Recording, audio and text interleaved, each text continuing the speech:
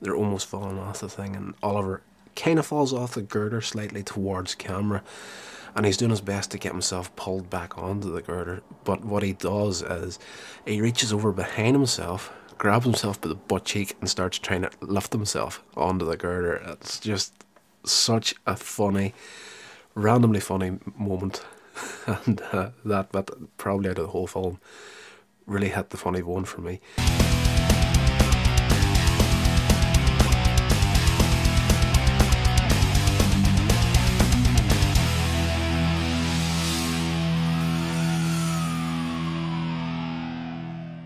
Hey legends, welcome along to a new episode here in Coins Age Media. This is the review show. I am your host, Rodney Stewart. Now we're doing it in our Laurel and Hardy review.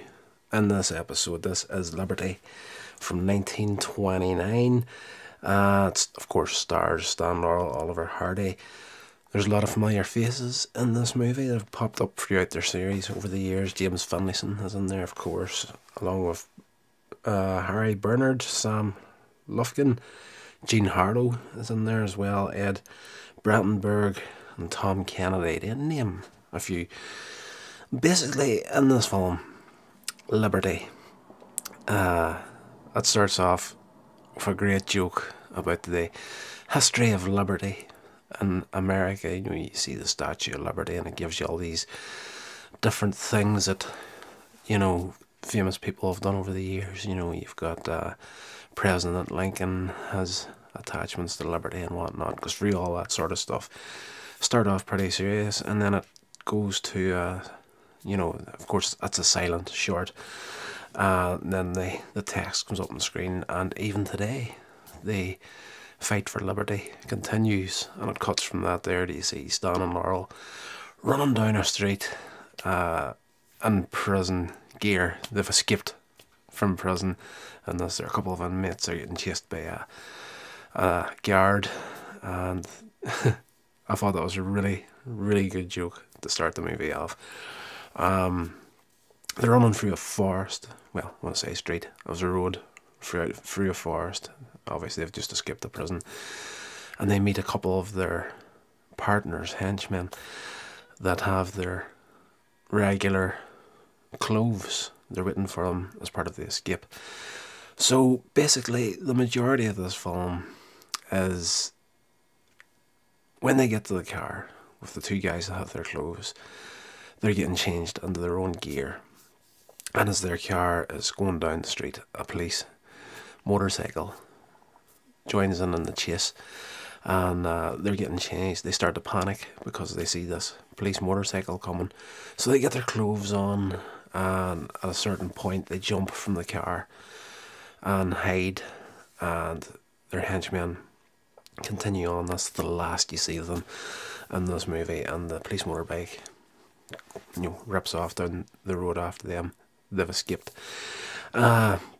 Basically, they are at this point in their own street clothes, their normal gear, but they've got the wrong trousers on.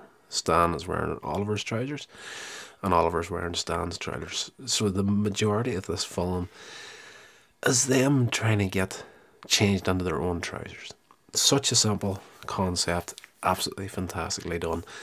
There's a few different places where they try and get changed, and each time someone finds them, someone, you know, interrupts them while they're trying to do this, and it's usually some sort of law enforcement. So they, you know, put the trousers back on, still not in their own gear, and move off to somewhere else. And all the time they're waiting to get busted by someone.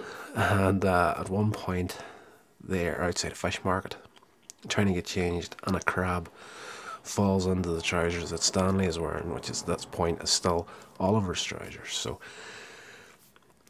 again, one of the workers interrupts them. They have to move on once again, and you know, eventually they come across a radio store where Finlayson is working, and Stanley gets a nip from the crab and his trousers, knocks over a radio and a stack of records, and you know, destroys everything essentially. And Finlayson comes out. He's not content. He's not happy, and Oliver apologises and tries to sort everything out, set up the radio and lift the records, but Stanley keeps getting nipped by this crab and everything keeps falling over again. Great slapstick moment from the three of them, Stan, Ollie and James Finlayson. Absolutely love it whenever those three guys are on screen at the one time. Eventually they give up, leave. That's the last we see of Finlayson in the movie. The movie's ending happens on a skyscraper that's been built. Now, I have seen photographs from this movie over the years of Stan and Ollie on top of this skyscraper, which is basically just the frame of it, the girders. At this point, they end up on top of that thing, eventually get into their own trousers again, but now Oliver is stuck with the crab in his trousers. He's getting lifted. And there is a brilliant part where they see a ladder on the other side of the skyscraper and they decide, okay, instead of actually going down the lift again, they actually ended up in the lift that took them to the top, and the lift gets called to the bottom again. So they decide to move across to the other side of the skyscraper to get down this ladder, which, takes a while for them to get there because this crab is constantly nipping Oliver, and they're panicking because of the height that they're up. But eventually they get to the ladder. Stanley gets on it to crawl back down, and we discover that the ladder actually goes nowhere. Like, this skyscraper, they're at the very top of it. Obviously the ladder's not going to go to the bottom of it, so it's just to the next floor.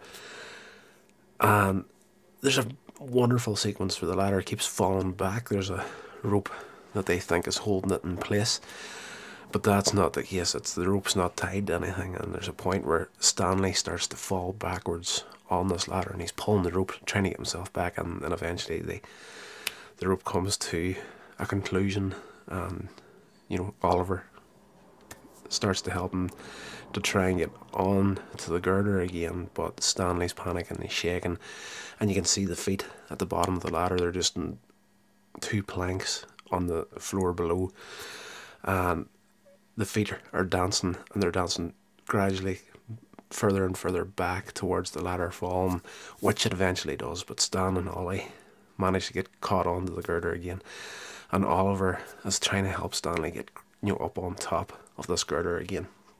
And there's sequences where they're almost falling off the girder, and there's one particular piece in this movie where I absolutely cracked up so hard at, was when Oliver and Stanley are on this girder, but they're both, they're on their stomach, they're almost falling off the thing, and Oliver kind of falls off the girder slightly towards camera, and he's doing his best to get himself pulled back onto the girder, but what he does is he reaches over behind himself, grabs himself by the butt cheek and starts trying to lift himself onto the girder. It's just such a funny, randomly funny moment, and that bit, probably out of the whole film, really hit the funny bone for me.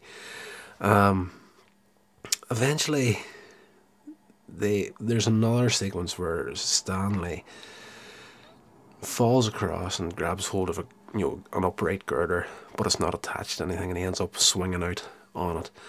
And obviously this is all shot in a studio, they're not actually on top of a skyscraper, but for the time that this movie was made, the background projection that they used was fantastic. It was just so well done.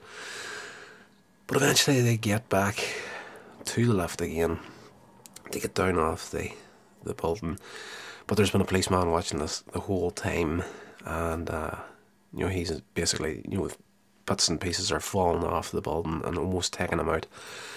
And at the end of the short film, Stan and Ollie come down the lift and actually flatten him into the ground, and they run off, and the lift comes up off the ground a little bit, and the policeman crawls out from below it, which is probably the most politically incorrect joke in this movie these days.